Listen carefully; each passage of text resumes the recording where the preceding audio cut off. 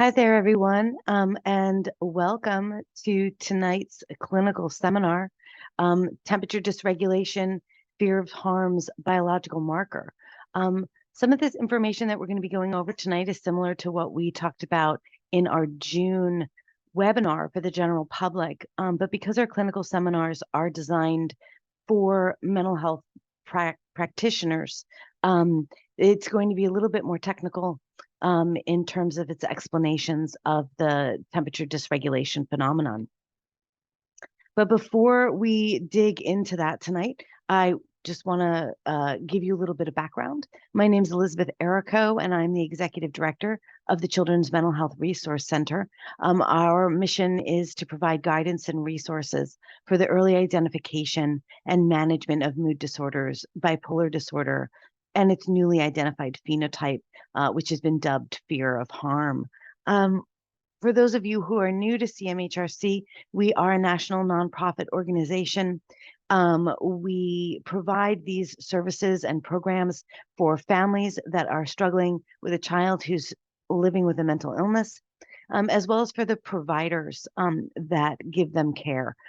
These illnesses are extremely isolating for families, and they're challenging for providers to treat.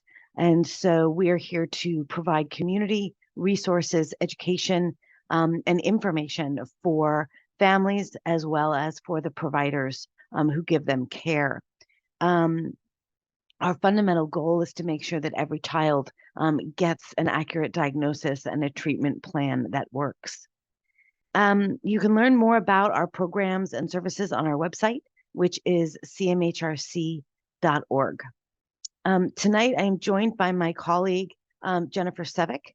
She is CMHRC's clinical coordinator, and she is going to be monitoring the Q&A, answering questions, and responding to comments as we go. So please feel free to put your thoughts in there as needed. If there is something that we're unable to answer during the course of this clinical seminar, please feel free to message us at admin@cmhrc.org, and they'll make sure that your question gets routed to the correct place. So tonight, our learning objectives are to understand what a biomarker or biological marker is, understand what role biomarkers play in healthcare and why they're important in mental health, to understand what temperature dysregulation is and how it's mitigated, and to understand the influence of temperature dysregulation on symptom expression, the fight, flight, freeze response, the stress response, and normal sleep functions. So, biological markers in mental health. We don't talk about biological markers in mental health very often, in part because until extremely recently, none had really been identified.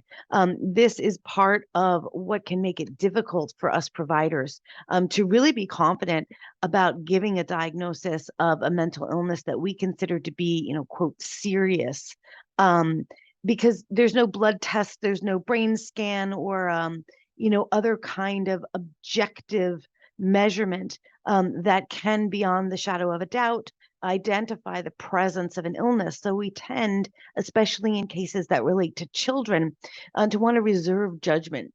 But wouldn't it be easier if there was such an objective marker, biological evidence that we could use to determine the presence of a mental illness? Until now, that hasn't really been possible. But with the recent identification of the new phenotype of bipolar disorder, which has been dubbed fear of harm, we finally have a biological marker in a mental health disorder. But before we can dig into that, we're going to talk about what biomarkers are and why they matter. So what is a biomarker? The term biomarker is actually a medical term, and it is used to describe a biological phenomenon that can be objectively measured, and that its presence indicates the presence of or severity of a specific disease. Biomarkers can be found and measured in parts of the body like the blood, bone, tissue. For example, a blood test might show a particular antibody, which would indicate that there is currently or recently has been some kind of infection. Biomarkers are incredibly useful in the field of medicine. They can help determine the presence of a disease. They can measure and monitor the progress of a disease. They can evaluate the most effective ways of treating the disease, or they can assess and predict a patient's risk of disease development. Biomarkers play a really crucial role in the fields of biology and medicine, helping with early diagnosis, disease prevention, and in the identification of which medications should be used or avoided during the treatment process. Many folks have genetic testing done that will help to determine whether or not a particular medication or a particular class of medications will be effective, ineffective, or potentially harmful for a specific patient, for a specific disorder. In short, biomarkers can tell you if an illness or disease exists in a specific person at a specific time.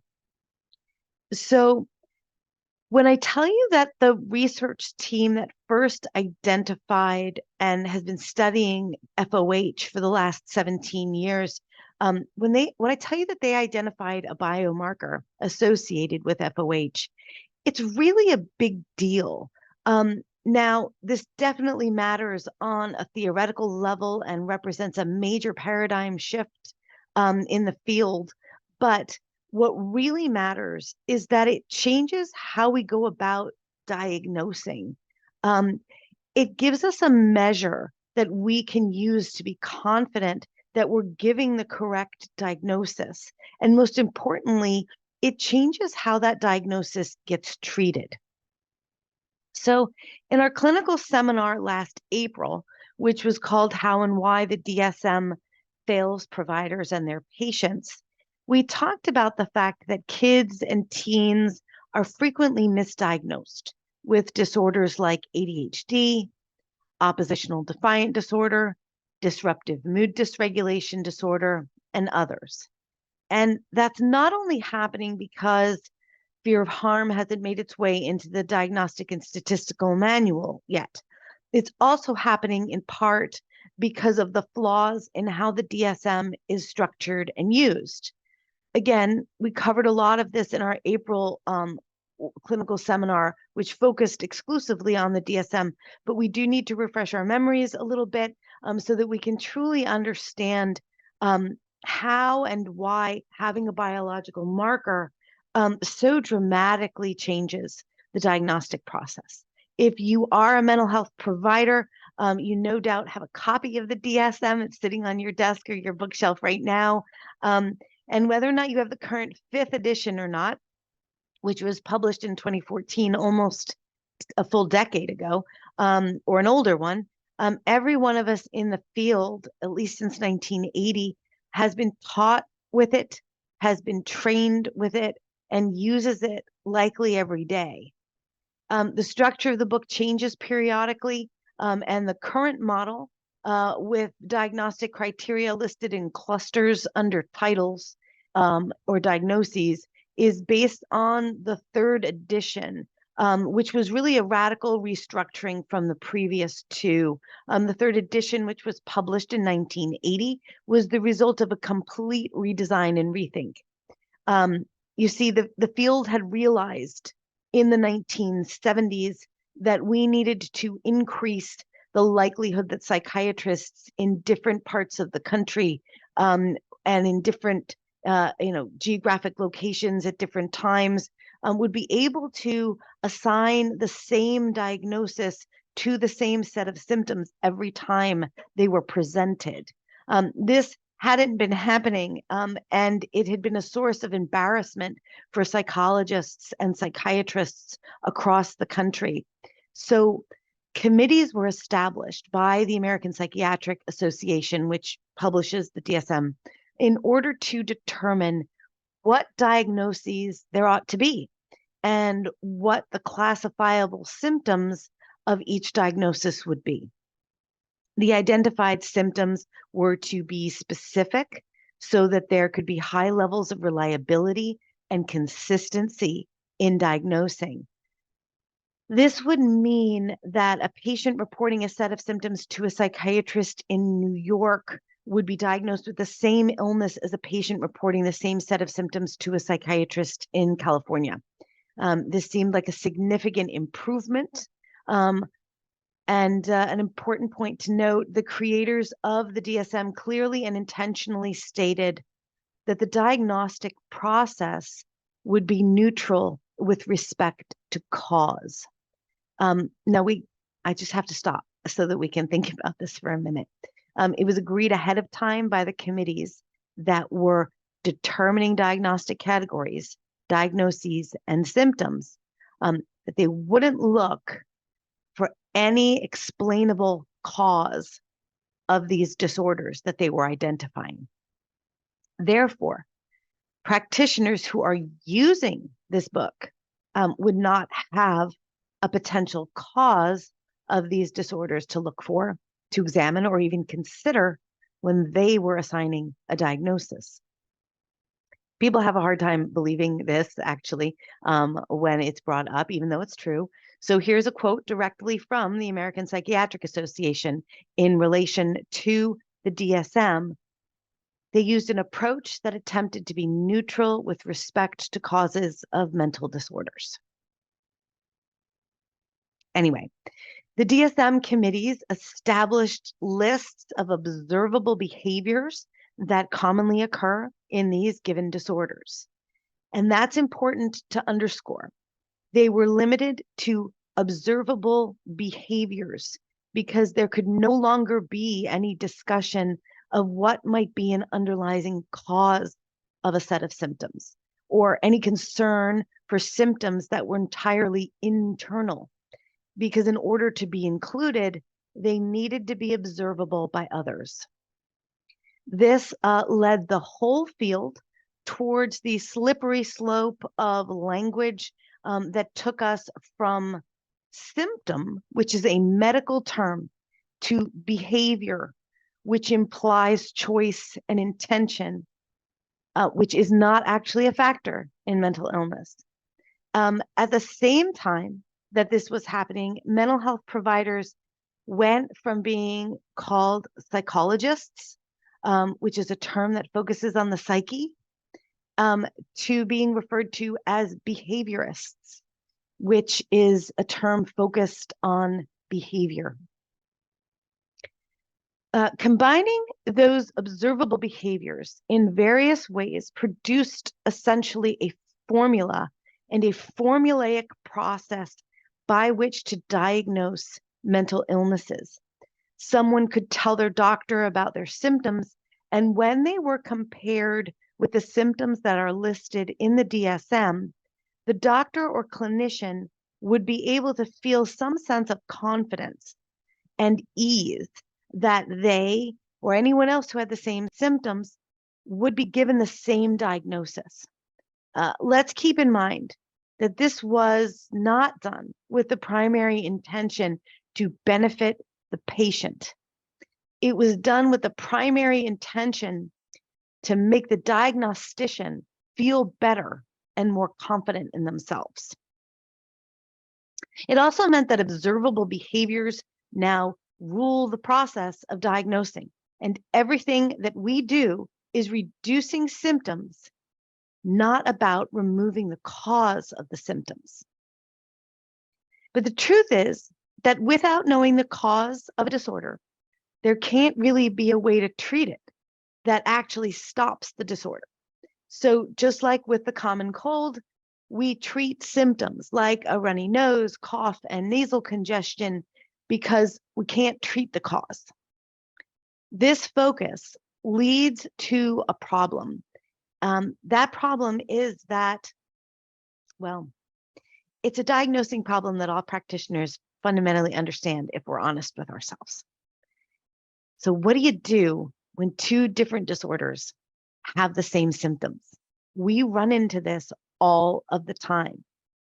But what do we do when two patients have different symptoms, but are given the same diagnosis. Or when symptoms of a diagnosis manifest differently in kids and teens than they do in adults. Honestly, what happens most often is misdiagnosis. It happens because we naturally gravitate towards more common or familiar diagnoses because it's what we're more comfortable with. And in doing so, we run the risk that we're actually misdiagnosing patients. So you might be asking yourself at this point, what does this all have to do with biomarkers? Well, the answer is that there is a flaw in our system that derives from the fact that we're ignoring causes of mental illnesses. But biomarkers can correct for that, because that means there is a biological symptom through which we can trace cause. In the diagnosis that is currently dubbed fear of harm, the research team that first identified it back in 2006 was able to identify a biological marker associated with it. This is the first time that a mental health condition has ever had an associated biomarker, and it forces a paradigm shift because now we have a biomarker, a physical symptom that can be objectively observed, measured, and which indicates the presence of the illness. And it can assist clinicians in the process of diagnosing by providing objective criteria that requires no subjective interpretation. It guides how treatment is delivered by providing objective and concrete benchmarks to assess the efficacy of treatment modalities, and by which to measure progress and to measure symptom remission. Because fear of harm has a biomarker, it is a diagnosis that has a cause. We know that the biological cause is one of the symptoms that we're seeing, so we can treat that underlying cause instead of coming at it solely from the standpoint of treating behaviors. Additionally, it removes from us the dangerously slippery slope of assuming that all behaviors are under the control of the individual. The other thing that it does by breaking us of this assumption that all behaviors are chosen is that when behaviors don't stop, it allows us to understand that if the patient isn't making progress, it's not a result of their unwillingness to change. So now we can talk about what the biological marker of fear of harm actually is. It's that the brain cannot properly control and maintain body temperature. We call this thermodysregulation or thermoregulatory dysfunction. This thermoregulatory dysfunction is objective, it is observable, it is scientifically measurable, and it acts as a trigger for, otherwise known as a cause of, a cascade of other symptoms. Best of all, with a known biological marker, we now know when it's treated, the other symptoms will dissipate and go into remission.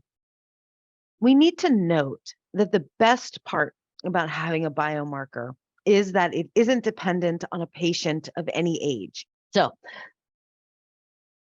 we need to note that the best part of having a biomarker is that it isn't dependent on the patient of any age or the patient's family or caregivers reporting on the subjective experience of symptoms. Honestly, the patient doesn't even actually have to know or be consciously aware of the temperature dysregulation, because the biomarker is totally and completely independent and can be tested for. In fear of harm, we can test for this temperature dysregulation biomarker when it appears, and we can use it as a confirmation that the diagnosis of FOH is actually correct. This is possible because despite the fact that the rest of the symptom clusters contain behavioral or mood-based or subjective symptoms, which can overlap with other diagnoses, the presence of the unique biomarker is required in order to make a diagnosis. It ensures that the symptom cluster isn't attributable to another disorder. And this is a question that comes up over and over again with clinicians when they say, well, how can you be sure? How can you know that it's not something else? And clinicians usually have a laundry list of what that something else could possibly be. One of the unique things about fear of harm, and we got into this in our clinical seminar back in June, what is fear of harm, is that unlike the other diagnoses in the DSM, fear of harm requires that all of the diagnostic criteria be met. So you have diagnostic criteria that includes mood disruptions, larger than life fears, aggressive behaviors. But instead of picking and choosing from the criteria in order to make a match with the diagnosis, in fear of harm, you have to have all of them. And then you also have to have the temperature dysregulation. And so what's happening is, yes, there may be overlaps with other diagnoses, but once all of those symptoms combine with the temperature dysregulation, the temperature dysregulation becomes a determining factor that confirms the presence of the disorder. When the biological marker gives us a cause of symptoms, it provides a path to treatment. It addresses the cause. And instead, as I said before, of just slapping a Band-Aid on symptoms, it actually gives us a route to treatment that will address cause and stop the symptoms at their root. So temperature dysregulation. Temperature dysregulation is the brain's inability to maintain our body's temperature at or around 98.6 degrees Fahrenheit. This involves managing internal heat generation when it is required. It involves managing heat dissipation in order to maintain temperature stability. And it also involves controlling the cycles of heat generation and dissipation that occur throughout the day and night, and the body's temperature regulation in relation to external environmental temperatures. When all of these things are functioning the way that they are supposed to, the body has good, stable temperature regulation.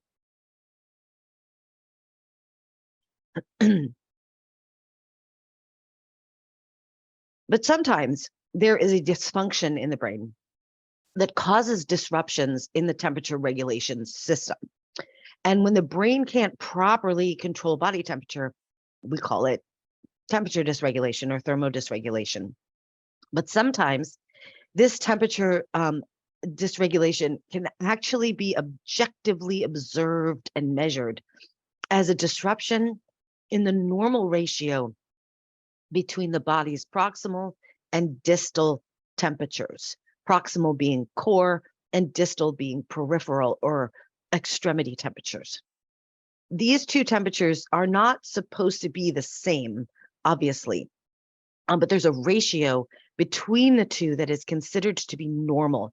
And when that ratio falls outside of that normal range, that's when we know that the body isn't dissipating heat from the core properly, which goes out through its shell. This inability to properly dissipate and regulate body temperature triggers a series of other symptoms, which we talked about in detail at our last clinical seminar in June.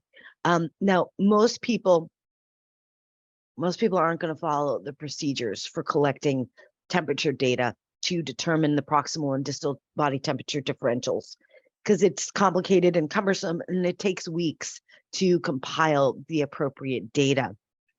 But that's no reason to be deterred from exploring this, because in most cases, in practice, temperature dysregulation is fairly easy to spot once you know what to look for. The biggest obstacle that most people don't look for these signs is because they've just never been taught to look for them. So for diagnosing a thermoregulatory problem in kids or in adults, we can simply look for the presence of 2 or more of the following indicators. They feel excessively warm or hot at bedtime or overheat during the night. They feel cold in the morning after having felt hot at bedtime. They feel excessively warm during the day in neutral temperatures. And they show moderate to extreme tolerance to the cold. And lastly, they overheat or sweat profusely with minimal exertion.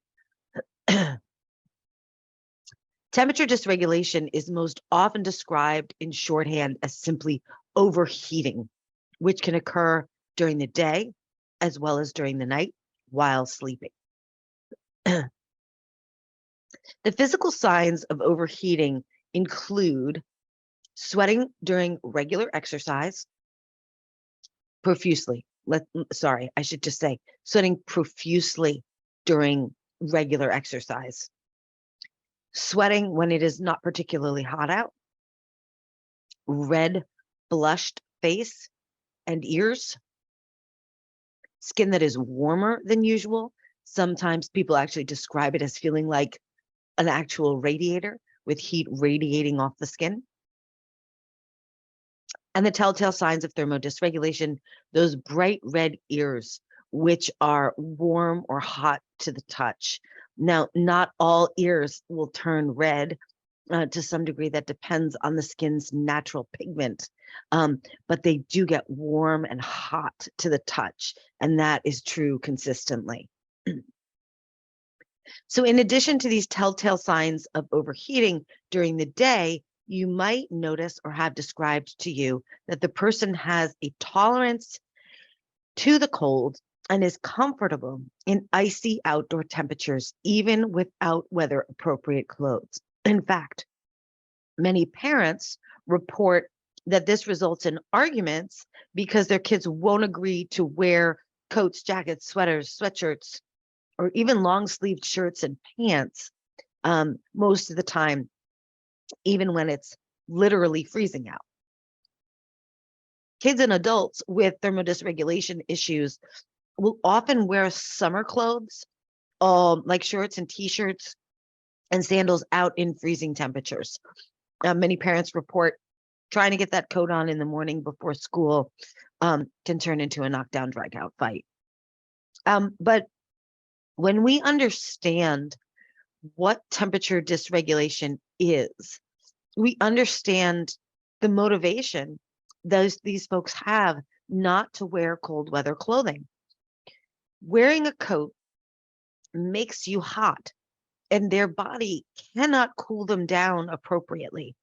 They don't acclimate to wearing the coat the way that those who can thermoregulate do. And this dysfunction leads to those other symptoms that we've talked about. Sometimes the person with temperature dysregulation issues will even refuse to wear any clothes at all, most of the time. Often kids will strip their clothes off immediately. Then they have the chance, like as soon as they get in the car after school or as soon as they get home, and they will choose to spend days around the house in just their underwear. They may refuse to put on clothes, socks, or shoes until the last possible second before leaving the house. Authority figures are inclined to see this as difficult or oppositional behavior because the person isn't completing the task that's being asked of them. But this dislike of clothing makes sense when you consider thermodysregulation causes the body and skin not to release built up heat. So when you start with that problem, and then you add layers of clothing that trap that heat next to the skin and reflect it back, it would be totally intolerable for someone who's overheating to put on that coat or clothes. And now that you understand why wearing clothes feels so terrible, it's easy to realize that not putting it on isn't an intentionally oppositional choice. Another aspect of cold tolerance is difficulty telling what the temperature outside is, because these folks literally don't feel the cold. They literally don't register it on their skin. Researchers at Harvard Medical School's McLean Hospital conducted a study on this in 2020 and 2021, and they found that when they exposed the skin of people with temperature dysregulation to heat or cold, they were unable to identify that the temperature was changing. This has another set of negative consequences because even though they don't register the cold consciously, their body does realize that it's cold outside. And then it starts to generate heat again in order to warm itself up. Once the body turns on that heat generating furnace, it likely won't recognize when it's time to turn the furnace back off again, which means the furnace is just going to keep running and running all of the time, making the person warmer and warmer throughout the day until that undissipated heat becomes overwhelming in the late afternoon and early evening. This leads to issues of overheating that last into the nighttime, which starts with feeling excessively warm or hot at bedtime and leads to overheating during sleep and culminates with feeling cold in the morning. Now, at bedtime, a person might feel so hot that they can't get into bed, can't get comfortable, can't settle down, and or they just won't put their pajamas on. With kids, in both of these cases, parents are inclined to see this behavior as oppositional or uncooperative, when in fact it's just a normal byproduct of heat buildup. And suggestions from professionals to use things like a reward chart with stickers are really counterproductive here because these children are struggling with a biological process over which they have no control, setting them up to have to somehow miraculously override that biological function in order to receive a sticker really just makes them feel like a failure. And when they feel like a failure, it damages their self-esteem, their sense of self-efficacy, and their ability to follow through with tasks when they do have the capacity. During the overnight overheating, this usually results in folks just kicking off sheets and blankets or refusing to use them in the first place and sweating while they're asleep. Sometimes they sweat so significantly that the bed sheets are damp or wet from the sweat. The early morning cold feelings are also part of that faulty temperature regulation system because this is the opposite of the body's normal temperature rhythms, which call for a cooling off for the body to prepare to go to sleep in the evening and a warming up of the body in the morning to prepare for waking.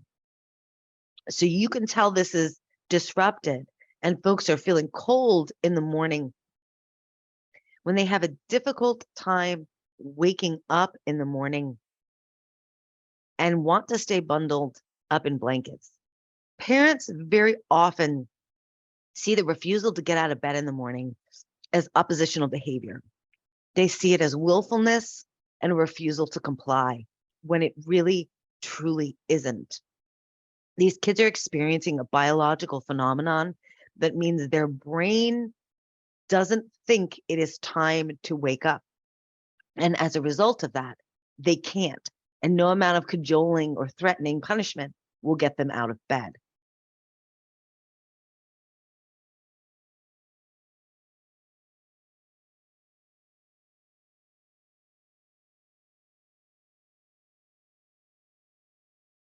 Now, once we've become aware of what to look for and what to have families looking for, it becomes easier to intervene and to help manage the thermodysregulation.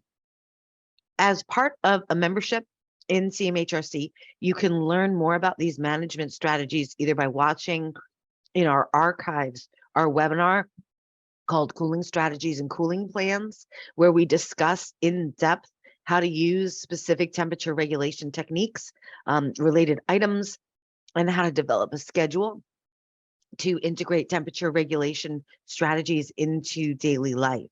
Our professional members can also get templates, materials, and tutorials from CMHRC staff in all of these procedures so you can pass them on to your clients. If you're interested, please see our memberships page on our website for more information on becoming a member. For now, I'm going to give just a really brief overview of the strategies. The first is to avoid temperature fluctuations. This means that the person is going to have to stay in a steady temperature environment throughout the day. Extreme temperature fluctuations in the environment confuse the body's already dysfunctioning thermoregulatory system. And by avoiding these temperature extremes, they'll be able to reduce the stress on the thermoregulatory system. Next, the person really shouldn't have to wear clothing that they don't absolutely have to. If they're willing to wear a sweatshirt but not a coat, that's okay, because it will assist in dissipating some of that built up heat. The second way to manage thermodysregulation is to help the body get rid of that trapped heat. This is something that's tricky to understand because many people initially interpret this to mean make the person cold instead of hot. But this is not what you want to do because, as I mentioned before, making the body cold will trigger that furnace to start generating heat again, but it won't be able to turn it off again later, which causes that cycle of overheating to continue. The idea here is to make it easier for heat to escape the body. And these strategies should ideally be done proactively throughout the day, whenever you can observe overheating or when you can't observe overheating. We call that preventative cooling. Although sometimes when there has been a buildup of heat, you'll want to use the same strategies, but just as a corrective cooling method. These are laid out in the templates that we have for providers to help you work with your clients to build a cooling plan. Now, the best way to prevent or correct overheating is to put the whole body in water, like in a bathtub or a swimming pool, to pull excess heat out of the body's core. Water temperatures of a typical indoor swimming pool are roughly 78 to 82 degrees Fahrenheit. Taking a swim or a tepid bath in this temperature range will provide a cooling effect without making the body feel cold or triggering any new heat generation. This is the absolute best way to get rid of built-up heat. You can also promote heat dissipation by reducing clothing and blankets that trap that heat against the skin, and instead opt for breathable fabrics or mesh that will allow for the free flow of air while keeping clear the body parts that lose heat faster, such as the palms of the hands, the bottoms of the feet, the scalp, and the tips of the ears. You can add fans to the environment to blow air across the skin, which whisks heat away from the pores. You can keep cooling cloths available that can provide soothing cooling on the skin, and which will actually prompt the brain to send more blood to that area, allowing more built-up heat to leave the body. One of the absolute easiest and best ways for your health to manage cooling strategies is to drink lots of ice water, which cools the body from the inside out. One of the most important things to remember about temperature dysregulation is that it doesn't just make people feel hot. This disruption, including the overheating, triggers symptoms that appear to be behavioral and psychiatric. But just getting overheated can trigger behavioral and psychiatric symptoms. At the same time, reducing body heat and stabilizing body temperature can assist in getting rid of those other symptoms too. So let's look more closely at some of those behavioral symptoms that are triggered by temperature dysregulation. The first is the activation of the fight, flight, freeze response. The part of the brain that is supposed to control body temperature is related to the part of the brain that controls the fight or flight or freeze response when triggered. In September, my colleague Jennifer, who's answering questions in the Q&A right now, is going to be leading another free clinical seminar all about the fight, flight, freeze response. It's called Fight, Flight, Freeze, the Limbic System, Behavior Dysregulation, and De-escalation. You can sign up for it on the clinical seminars page of our website, which you can find under the free resources tab at www.cmhrc.org. This is truly going to be an in-depth scientific look at this instinctive response. But for right now, I'm going to go into it ever so briefly so that we're all on the same page. As we know, the fight, flight, freeze response is the brain's built-in response to danger, and it is designed to keep us safe. When we encounter danger, our autonomic nervous system takes over and starts to make changes in the systems in our body in order to react appropriately to whatever that danger is. For example, in a fight, flight, freeze situation, our pupils dilate to help us take in more light and to see better. We start breathing harder and our heartbeat quickens to make sure our muscles are getting as much oxygen as possible so we can run, jump, or fight faster and farther. These aren't systems in our bodies that we can usually control directly, but our brains take over in order to prepare us to protect ourselves by either fighting, fleeing, or freezing. But with a dysregulated body temperature control system, overheating actually triggers the fight, flight, freeze response to kick in when there isn't any danger and it isn't needed. I do want to pause here for a moment just to be totally clear and to address concerns that people have had in the past.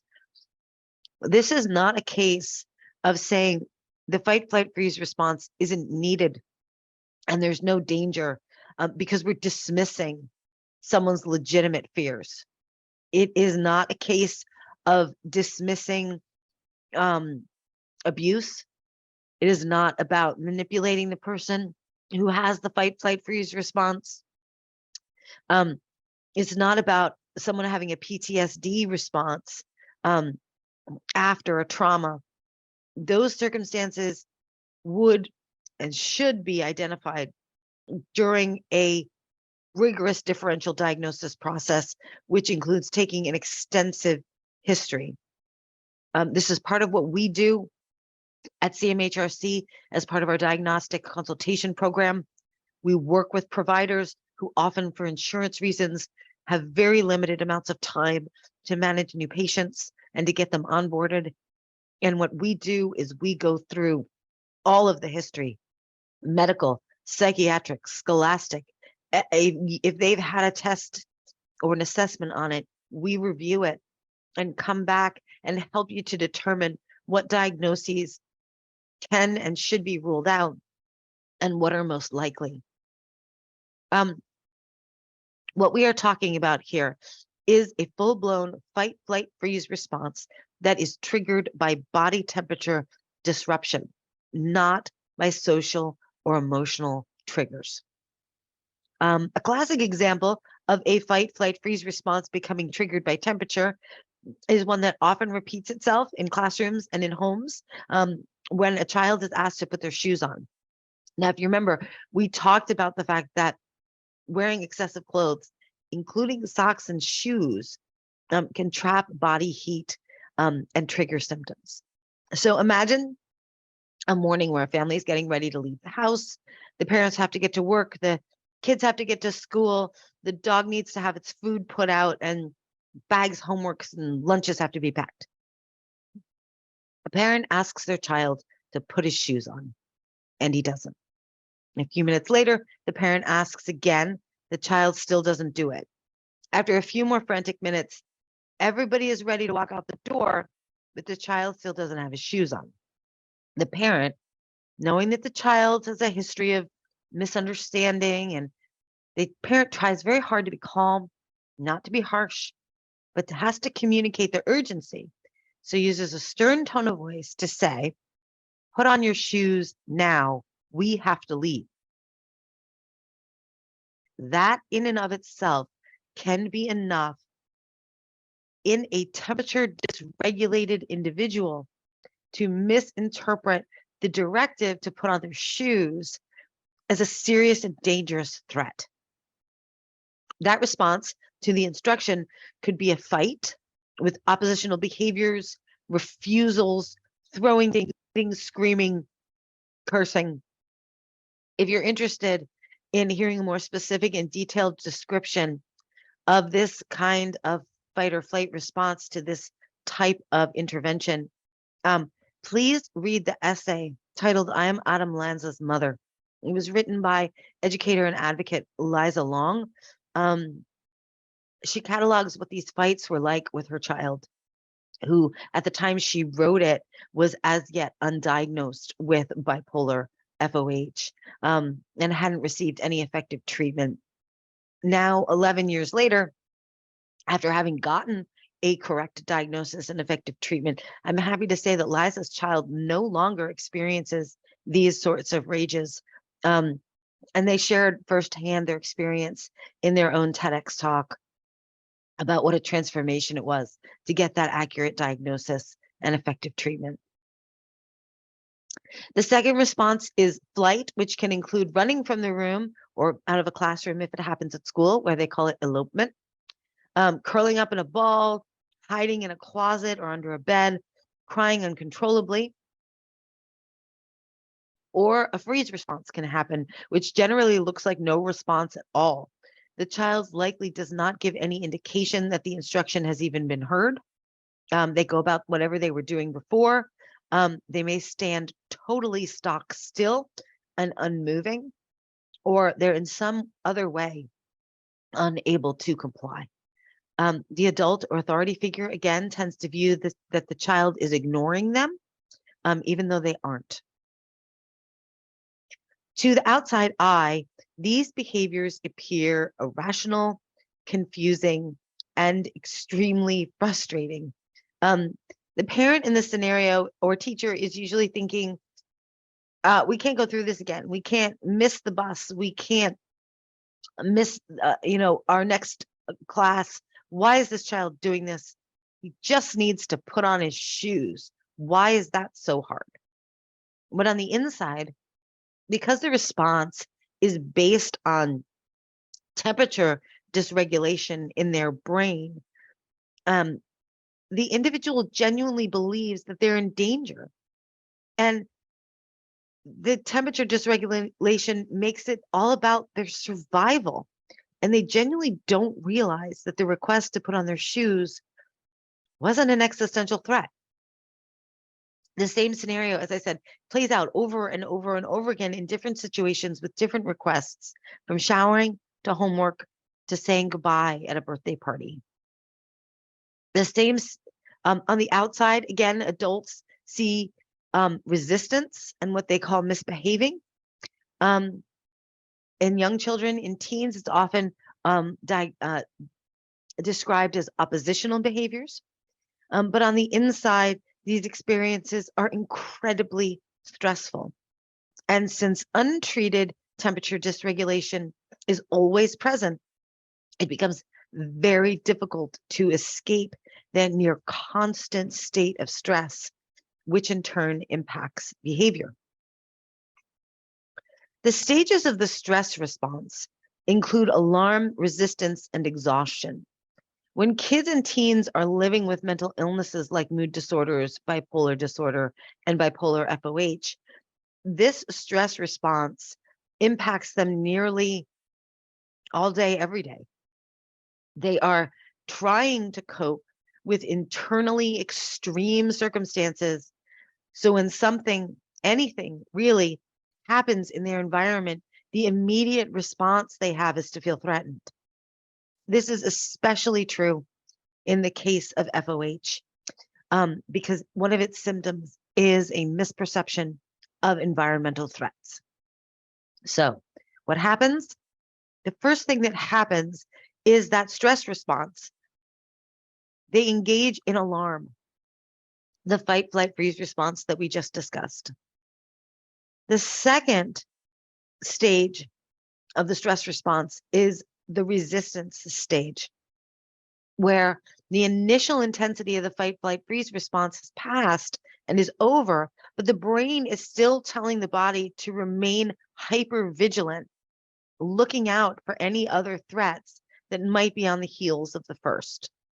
If threats, even misperceived ones, in rapid succession happen and overlap their recovery periods, then the body is basically staying in that state of hypervigilance continuously, which causes the body to continue to produce stress hormones that keep this cycle going. Signs of a prolonged or ongoing resistance stage are things such as irritability, low frustration tolerance, and low levels of concentration. All of those things probably sound pretty familiar to anyone who's worked with a child who has a mood disorder. The final stage of stress is exhaustion. In this stage, the avalanche of ongoing stress causes the person's mental, physical, and emotional resources to be chronically depleted. At this point, stress tolerance dips even further, and they experience an inability to cope with even the smallest of setbacks. And levels of anxiety, fatigue, and depression all rise. Anyone, as I said, who spent any time around a child or teen with a mental illness will recognize all of these resistance and exhaustion stage effects as symptoms, which manifest in what authority figures and professionals interpret as difficult behaviors. This implies choice and intention, which is clearly inaccurate and easy to recognize as such when we take in the reality of temperature dysregulation and the stress response cycle. Kids, generally speaking, have little to no control over their lives or over their daily schedules. So now imagine being a kid with a mental illness who is dealing with constant alarm, aka fight or flight, constant resistance, and constant exhaustion. What happens when that child can't stay on task in school? Most often, they're labeled as work avoidant and denied recess or given detention. Once we understand this stress response cycle and how it is impacted by biological processes like temperature dysregulation, which the child has absolutely zero control over, we can see how cruel these kinds of punishments truly are. Temperature dysregulation also significantly impacts the body's ability to regulate healthy sleep patterns. And people with bipolar disorder and bipolar FOH experience a whole host of sleep disruptions, including difficulty falling asleep, difficulty getting up in the morning, and extreme restlessness during the night.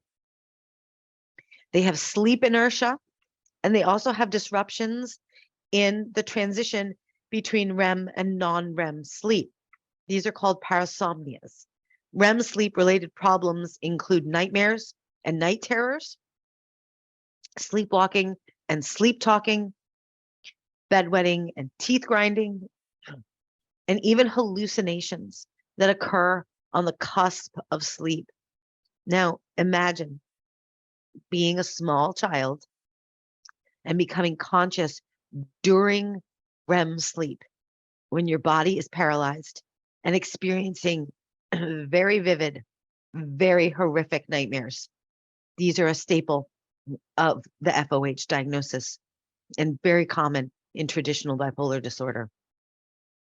This sleep paralysis and nightmare combination is traumatic, plain and simple. In fact, the repetitive nature of those nightmares is an ongoing trauma that contributes to the child continually cycling through the stages of stress. It's hard for many people, professionals included, to imagine that problems in regulating body temperature could possibly produce all of the sleep disturbances and in turn cause these behavioral problems. But decades of research by sleep experts has shown that there are changes in brain waves that as a result of temperature changes, which produce these significant symptoms.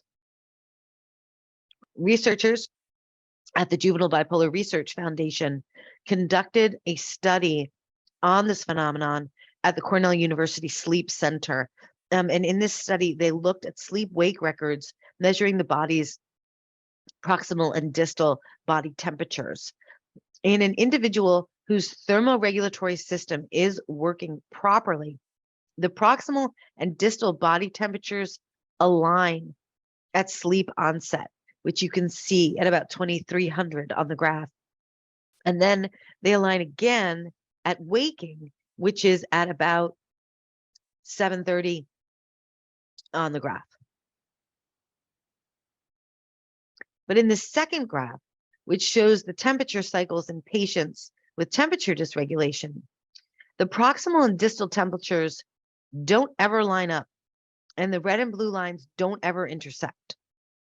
This data shows that the misalignment in the evening results in difficulty falling asleep. The same misalignment in the morning disrupts the ability to wake up properly. In the middle of the night, when the distal temperature, you can see in the first graph, which is red, is supposed to generally stay higher than proximal temperature. In the fear of harm patient, it's still dysregulated in the middle of the night, with proximal temperatures far above distal temperatures, this causing all of the parasomnias I mentioned earlier. Fundamentally, this temperature abnormality is the biomarker and is the reason why those with temperature disruptions and FOH have significant sleep disruptions, both getting to sleep, staying asleep, and getting up in the morning. So you can see that temperature dysregulation is a biological marker for FOH because it is a biological phenomenon. It can be measured. It indicates the presence of the disorder and the severity of the disorder's other symptoms. In fact, temperature dysregulation has been such a key aspect of identifying and treating bipolar fear of harm that despite the fact that the disorder's name continues to evolve, something temperature related has almost always been included in the name. You see, as research continues, the name changes in response to information and insight that the new data provides. The final name won't be established until the DSM review committee determines one before it's added into that book. But currently, this slide shows you the progression of the name, and currently researchers are using the term thermoregulatory sleep dysregulation disorder as the name, while continuing to use the term fear of harm or FOH as shorthand.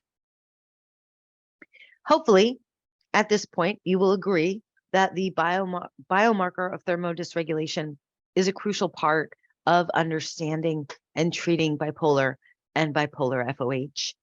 By understanding the effects of thermodysregulation, the effects that it has on sleep and on behavior, we can understand that the individuals who live with this condition require an approach with renewed compassion and empathy.